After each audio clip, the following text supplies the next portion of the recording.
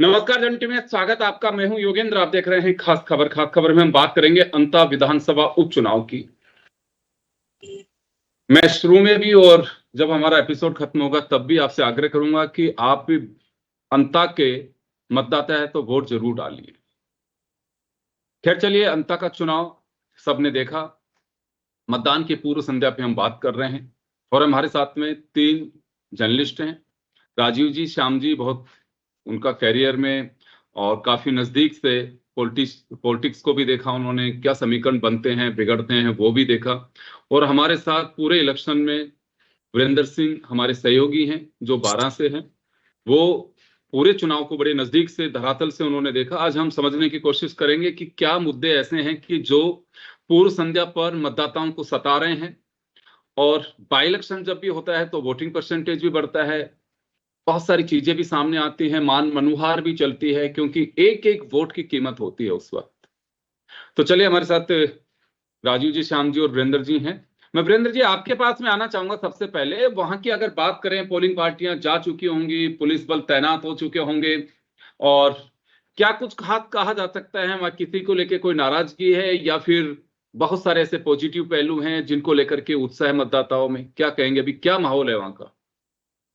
जी, विकास को लेकर 18 महीने जो सरकार के निकले, इसको विकास को लेकर अभी तो कोई धरातल पे ऐसा काम नहीं हुआ जिससे मतलब सरकार कहीं जाए और वोट मांगे। मतदाताओं का कहना यही है, अगर 18 महीने में अगर कोई विकास होता तो लोग दोबारा फिर विश्वास करते, पर 18 महीने जो लड़ाई झगड़े में या भारतीय जनता पार्टी के मन मुटाव में जैसे निकले हैं, इससे लोग काफी नाराज हैं। और नाराज होने के कारण कई लोग निर्दलीय जो प्रत्याशी युवा पीढ़ी है वो उसकी ओर जा रही है। जी, भाया पे आरोप भी लगे कि मुद्दा बनाया बीजेपी ने कि करप्शन के चार्जेस इन पे लगे, मंत्री रहे तो इन्हीं की पार्टी के भरत सिंह ने आरोप लगाए। तो पब्लिक में क्या कुछ मैसेज है इसको लेके?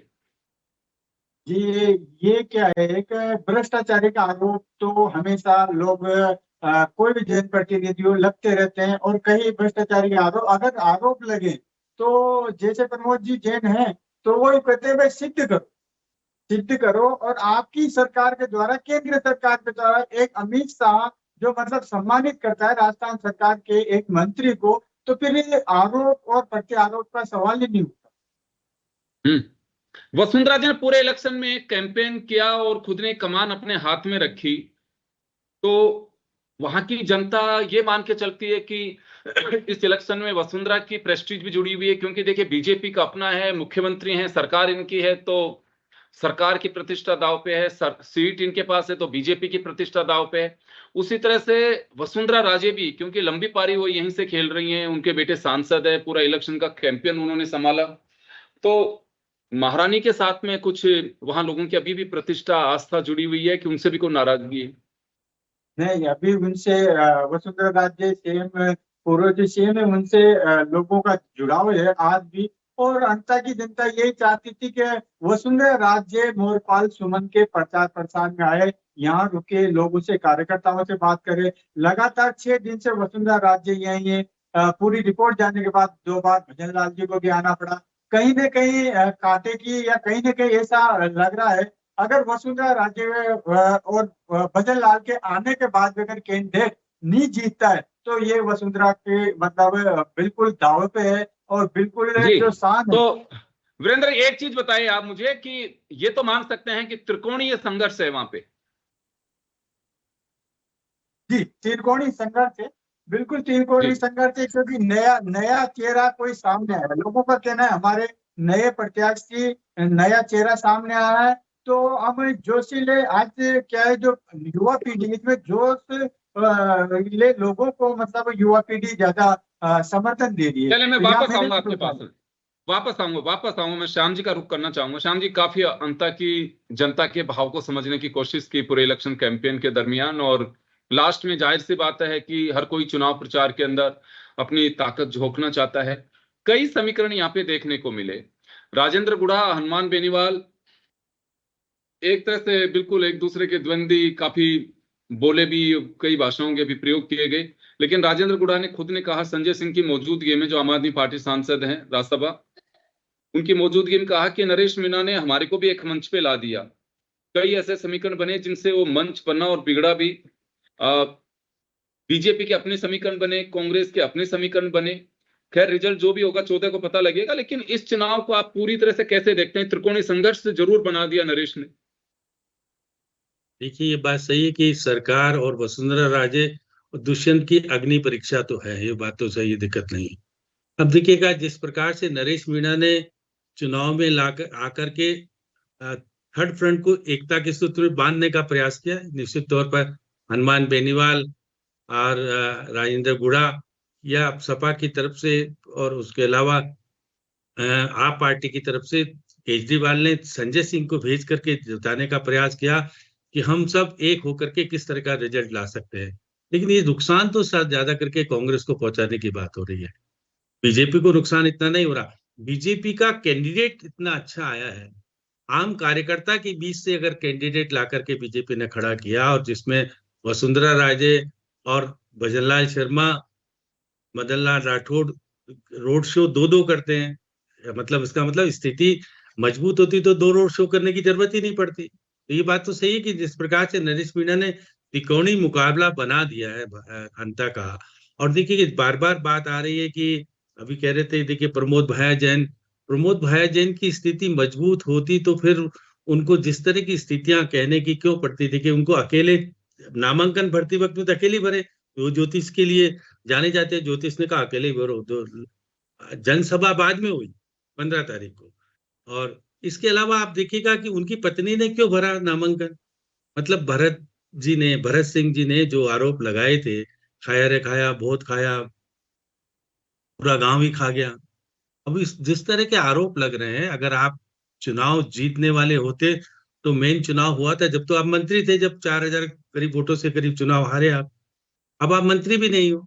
डबल इंजन की सरकार, क्योंकि देखिएगा वसुंधरा राजे बोल रही थी और मुख्यमंत्री जी इसको नोट कर रहे थे। अभी कह रहे हैं कि विकास काम नहीं हुए। विकास काम तो उन्होंने एक लिस्ट जारी की थी, उसमें विकास काम तो बहुत सारे दिखाए। आप विकास काम वीरेंद्र जी को नहीं दिखे, मुझे नहीं पता क्या है। लेकिन जिस तरह से वसुंधरा राजे ने कहा है कि मैं, दुष्यंत और मुख्यमंत्री मिलकर के यहाँ पर विकास की गंगा बहा देंगे, और नोट कर रहे थे कि ये भी करना है, ये भी करना है, तो वसुंधरा जी बोल रही थी। और पहली बार मैंने देखा मुख्यमंत्री नोट कर रहे थे। तो देखिएगा, ये तो बात सही है, डबल इंजन की सरकार ये कह के तो आई है कि भाई अगर जिताओगे नहीं तो अब परेशान रहोगे। अब आप प्रमोद भाया जैन को जिताओगे तो पहले भी जिता के देख लिया आपने, आपने कितना विकास करा वो तो सबके सामने है। इसके अलावा नरेश मीणा को जिताने से क्या मिलने वाला है? नरेश मीणा तो एक निर्दलीय विधायक होकर के वहां एक होने वाले विधायक बन के रह जाएंगे।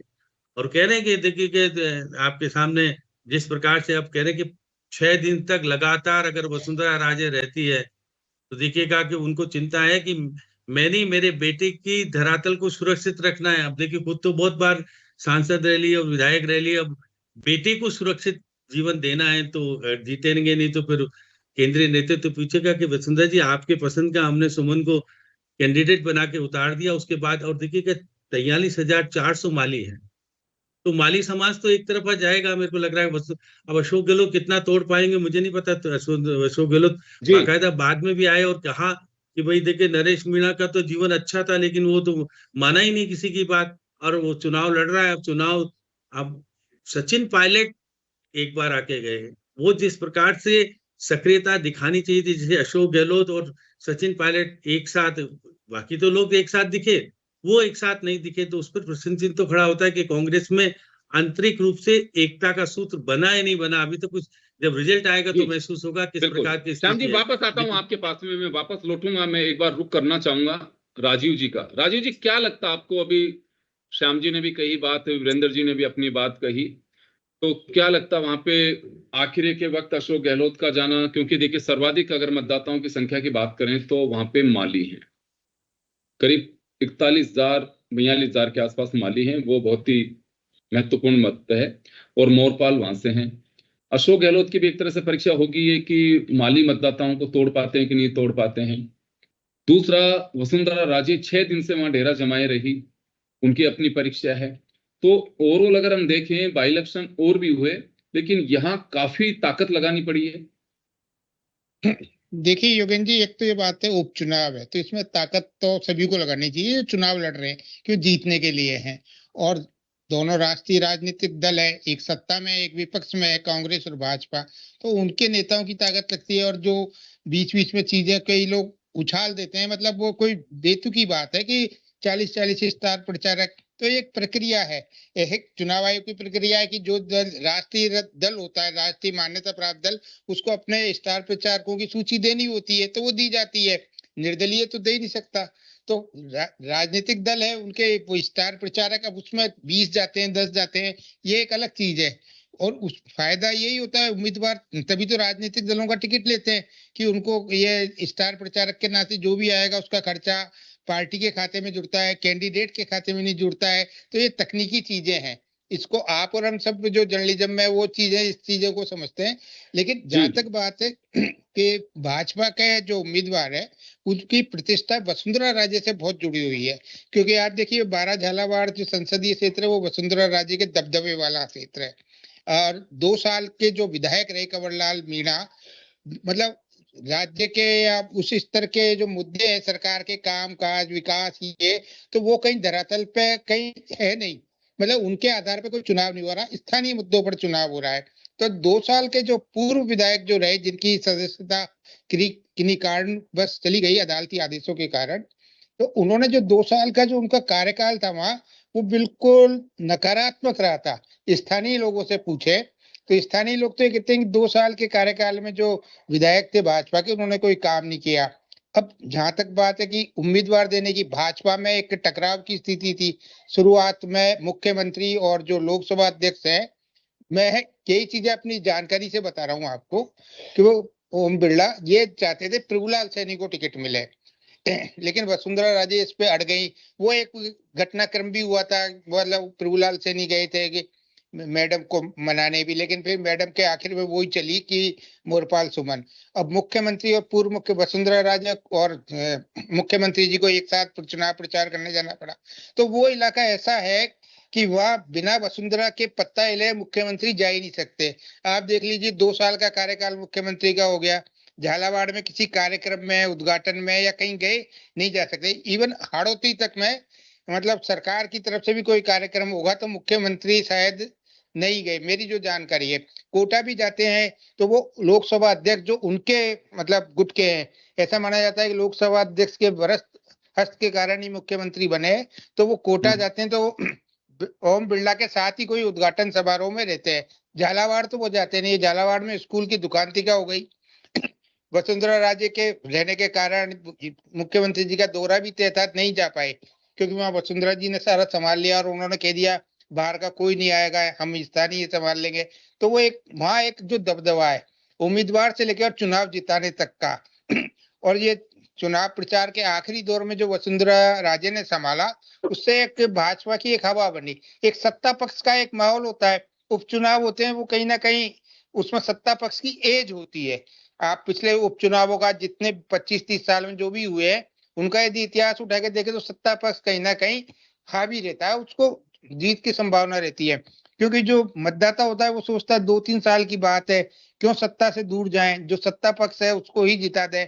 एक मतलब ये सामान्य मानसिकता होती है, इससे इनकार नहीं किया जा सकता। लेकिन अब यहाँ एक निर्दलीय उम्मीदवार ऐसा आया, उसने चुनाव को तिकोना बना दिया, उसने यूथ को साथ लिया। अब लेकिन उसका अटैक भी देखिए आप, वो पूरा अटैक उसका कांग्रेस उम्मीदवार की तरफ है। तो बिल्कुल। भाजपा के लिए तो कुछ नहीं बोल रहा, क्योंकि वो इससे साफ जाहिर है कि वो कांग्रेस के वोट काटेगा और भाजपा अपनी रणनीति के हिसाब से सेफ साइड पे चल रही है। तो मुझे जो अब तक का जो लग रहा है, अब वैसे तो नतीजा आएगा, नतीजा ही बताएगा, लेकिन कल अपना फैसला जनता दे देगी। तो ज्यादातर मेरे को जो संभावना लगती है कि सत्ता पक्ष कहीं ना कहीं एक कंफर्टेबल स्थिति में जिसको कह सकते हैं वो पहुंच चुका है। रणनीतिक तौर पे उसने जो छोटी छोटी सभाएं की, उम्मीदवार जिस ढंग का दिया, और वसुंधरा राजे का भी मतलब आप देखिए जो स्पीच रही कि को पहली बार स्थान ये दिया। आप अंत में हमेशा भाजपा भारी उम्मीदवार लाती रही। पहले प्रभुलाल सैनी को टोंक से ले जाया गया, वहां लड़ाया गया। कंवरलाल मीणा झालावाड़ से वसुंधरा राजे ही लाई थी, उनको लड़ाया। पहली बार मोरपाल सुमन जो अंता विधानसभा से तिसाया गांव है वहां के रहने वाले हैं, तो एक और बड़े सीधे सज्जन पहली बार चुनाव लड़ रहे हैं, तो उन पर कोई आरोप भी नहीं लग सकता उम्मीदवार के नाते। तो भाजपा सत्ता में होने का एक फायदा उनको मिल रहा है, वो मिलेगा। और एक माली समुदाय से है, उस पूरे हाड़ौती अंचल का जो माली समुदाय है, वीरेंद्र जी जी। तो ज्यादा अच्छी तरह जानते होंगे, थोड़ी बहुत मेरी भी जानकारी है कि वहाँ परंपरागत रूप से वो भाजपा का ही साथ देता है। माली, हाँ। गुजर, धाकड़, धाकड़ भी एक वहाँ एक साइजेबल संख्या में है, 20 से 25 के हजार के बीच में होंगे अंता में। वो भी मतलब कमोवेश भाजपा का ही साथ देता आया है हमेशा ही, मतलब बड़ी संख्या, क्योंकि शिवराज सिंह चौहान उनके जी। सबसे बड़े नेता हैं। तो कई कारण है, भाजपा के 2-2, 3-3 एमएलए भी इस वक्त धाकड़ वहां उसी इलाके से हैं। तो भाजपा का वो परंपरागत वोट बैंक है, माली, धाकड़, गुजर हुआ उस इलाके में। अब उसमें कितनी टूट होती है, कितने निर्दलीय ले जाता है, और उस पूरे अंचल का और कोटा डिवीजन का भी खास करके कि एक जो मतदाताओं का जो वो है रुझान, वो कभी इस तरीके का जातिवादी भी नहीं रहा कि वहां एक मीणा समुदाय का आ गया उम्मीदवार तो मीणा समुदाय का जीत जाएगा। आप इसका उदाहरण के रूप में देख सकते हैं प्रहलाद गुंजल जिस समाज से आते हैं वो कोटा उत्तर से जीतते हैं। वहां उस उनके समाज के तो 2000-4000 वोट भी नहीं होंगे, वो पूरा कोटा उत्तर सिटी का क्षेत्र है, वहां बामन बनी है और मुसलमान मतदाता है, लेकिन वहां वो जीतते हैं। इसी तरीके पूरे इलाके का कमोवेश एक जो एक मानसिकता है पार्टियों के साथ रहने की है। मेरा कहने का मतलब ये है कि राजनीतिक दल ही में हावी रहेंगे, लेकिन इस बार पहली बार हुआ है कि युवा एक वो आया है, एक विशेष समुदाय से है, समीकरण तो वो जरूर उसने कितना बिगाड़ दिए। तोड़ता है तो ये राजीव एक जी, देखने वाली बात है। राजीव जी मैं वापस आपके पास में आऊंगा। मैं वीरेंद्र जी आपके पास में आना चाहूंगा, आपकी बात हुई होगी वहां लोगों से, कहीं भीतरी घात का डर भी है क्या? क्योंकि काफी चर्चा ये है कि दोनों तरफ भीतरी घात का भी डर है। जी ऐसा कुछ भी नहीं है। बेटे घात वगैरह ये आज का जो युवा है, आज की जो पीढ़ी है, वो किसी के इस पे प्रभाव नहीं करती है। स्वयं मतदान करती है स्वयं। और भाई साहब राजीव जी बता रहे थे कि मोहनलाल जी अच्छी छवि के हैं, वो बिल्कुल अच्छी छवि के हैं, पर आरोप उनके ऊपर भी है। अभी पिछले 4 महीने पहले अवैध खनन का ट्रैक्टर ट्रॉली 3-4 ट्रैक्टर ट्रॉली उनके भी जब्त हुए थे, उनका भी एफआईआर में नाम आया था। ऐसे यहाँ पर क्या है, कुछ ना कुछ तो मतलब सब लोग। और मोहनपाल को जहाँ कहते हैं लोग तो भाई 18 महीने जो सरकार ने काम नहीं किया, तो इस चीज को भी देख रहे हैं। पर जहां तक वसुंधरा राजे ने, पूर्व वसुंधरा राजे मुख्यमंत्री ने जो मेहनत की है, वो कहीं ना कहीं मुझे भी ऐसा लग रहा है कहीं ना कहीं रंग ला सकती है। जी चले, खैर मेहनत हर व्यक्ति करता है, हर पार्टी की ओर से की जाती है, किसी भी तरह की कोई कोर कसर नहीं छोड़ी जाती है। पूरी रणनीतियां बनती हैं, पर्चियों से लेकर के कौन बूथ पे बैठेगा, और ये इलेक्शन भी ऐसा ही होता है, क्योंकि बाई इलेक्शन जो है वो सरपंच के चुनाव की तरह होता है, नेक टू नेक फाइट होती है, और काफी कुछ कार्यकर्ता होते हैं, उत्साह होता है, क्योंकि एक ही सीट है ये, और उस पर सारा फोकस होगा। मैं श्याम जी आपके पास में आना चाहूंगा, एक भीतरी घात की बहुत चर्चा है कि भीतरी घात का सामना दोनों राजनीतिक दलों को करना पड़ सकता है, ऐसा कुछ लगता है आपको? देखिए, आप ये देखिए, बार बार जो अभी आ रहा है कि नरेश मीणा भीतरी घात किसके तरफ करेगा? कांग्रेस के, राजनीतिक दलों कांग्रेस में, राजनीतिक दलों में। राजनीतिक दल ही थे, उसके साथ जुड़, अब हनुमान बेनीवाल जुड़ गए, अब आप पार्टी जुड़ गई, और खुद वो क्षेत्र में तो रहे हैं पुराने टाइम से। अब देखिएगा कि पहले भी आपने देखा कि अगर हारे हैं चुनाव प्रमोद भाया जैन, तो नरेश मीणा के कारण ही चुनाव हारे हैं, वीरेंद्र जी को पता होगा। अगर नरेश मीणा इनके खिलाफ काम नहीं करते तो ये जीत जाते। तो इसी स्थिति में पुराने है स्थिति में अब बार बार जो बात आ रही है, देखिएगा कि माली जाति के 43,400 वोट, राजपूत जाति के 20,900 वोट, और फिर धाकड़ 22,480 वोट।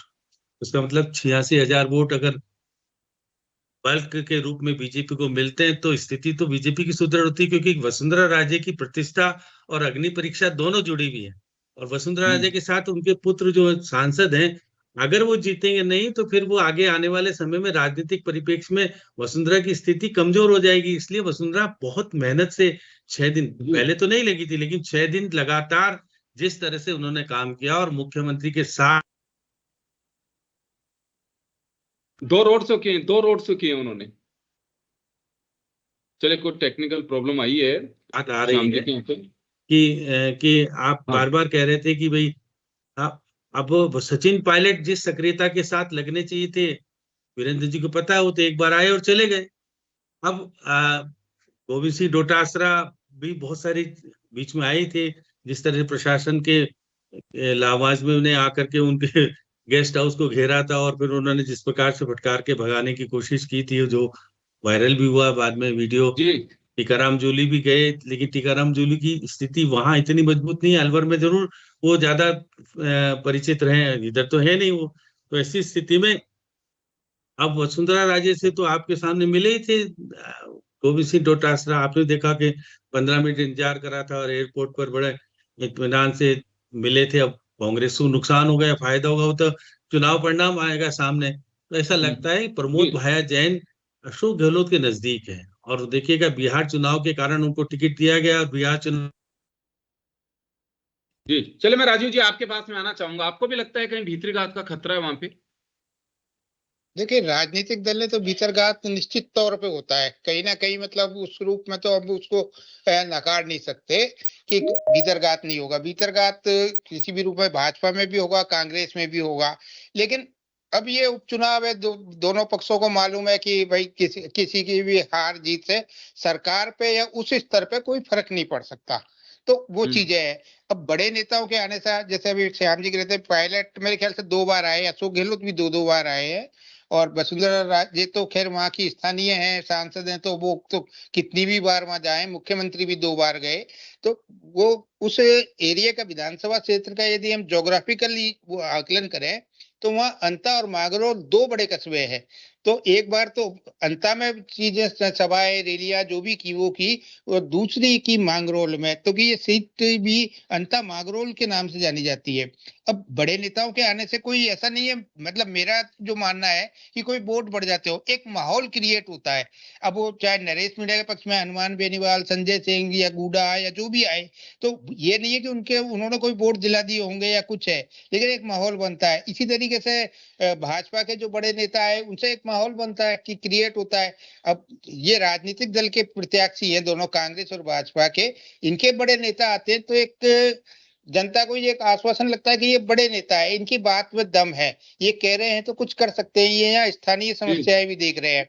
अब वो जो वसुंधरा राजे ने 6-7 समस्याएं गिनाई कि साहब अंता में बस स्टैंड होना चाहिए, ये रोड इससे जुड़ना चाहिए, तो 2 साल से तो इनकी सरकार है। तो कमजोरी तो कहीं ना कहीं इन लोगों की भी रही कि इनका स्थानीय विधायक था, कि वो चीजें क्यों नहीं हो पाई। ये हो सकता है चीजें 30 साल पुरानी हो, समस्याएं तो हमेशा ही रहती हैं। विकास तो एक सतत प्रक्रिया है, वो तो हमेशा चलता रहेगा। आज आप एक चीज पूरी कर दो, 2 साल बाद दूसरी चीज नई खड़ी हो जाएगी। तो जो चीजें हैं उसमें स्थानीय मुद्दों पे चुनाव होगा, बड़े नेताओं का इतना कोई प्रभाव नहीं पड़ता कि भाई उनकी वजह से कोई वोट मिल जाए। अशोक गहलोत के जाने से मैं नहीं मानता कि जो परंपरागत भाजपा के वोटर है उसमें कहीं टूट हो जाएगी। वो ऐसा कुछ नहीं कि 1-2% की टूट हो सकती है। और जो समाजों की बात है कि जैसे माली या पूरा भाजपा को देता है तो 100% तो देता ही नहीं है, 60 और 40% का रेशो होता है। हर दल में हर जाति के लोग होते हैं। तो उस रूप में भी हम देखें तो वहां जो अब कल पोलिंग एजेंट बैठेंगे बूथों पे, बूथ एजेंट जो बैठेंगे, उससे एक अंदाजा भी लगेगा कल की पोलिंग के बाद कितना जाता है। परसेंटेज तो हाई जाना ही है, क्योंकि एक उपचुनाव है, एक सीमित दायरे में है, तीनों उम्मीदवार अपना मुकाबले में है, तो तीनों अपना अपना जोर लगाएंगे अपने अपने मतदाताओं को बूथ तक लाने के लिए। तो निश्चित तौर पर परसेंटेज तो एक अच्छा जाना है और उम्मीद की जा रही है 70% से भी ऊपर हो जाता है तो एक बहुत अच्छा पोलिंग माना जाएगा। जी योगेंद्र जी। बिल्कुल आप सही कह रहे हैं। खैर चीजें अपने अपने सबके समीकरण जो सेट होने थे वो हो गए, एक रात बाकी है, लेकिन उसमें भी बहुत कुछ हो जाता है और कहा जाता है कि बल्क में वो टूट भी जाते हैं और बन भी जाते हैं। तो ये एक ऐसा मोड होता है कि जिसमें डू एंड डाई जैसी स्थिति हो, करो या मरो, यानी कि बिल्कुल अब जो कुछ करना है आज कर डालो, कल आपको वोट में तब्दील करना है इस भाव को। ये कुछ इस तरह के राजनीतिक दलों का एक अपना एक सगुफा होता है, तैयारी होती है। खैर अब ऊंट किसका रोड बैठेगा या रिजल्ट क्या आएगा तो 14 को पता लगेगा, लेकिन फिलहाल तो हम यही कह सकते हैं कि आप वोट जरूर डालिए और पल पल की खबर हम जरूर आप तक पहुंचाएंगे। आप सभी का बहुत बहुत शुक्रिया। खास खबर के लिए इतना ही, दीजिए इजाजत, नमस्कार।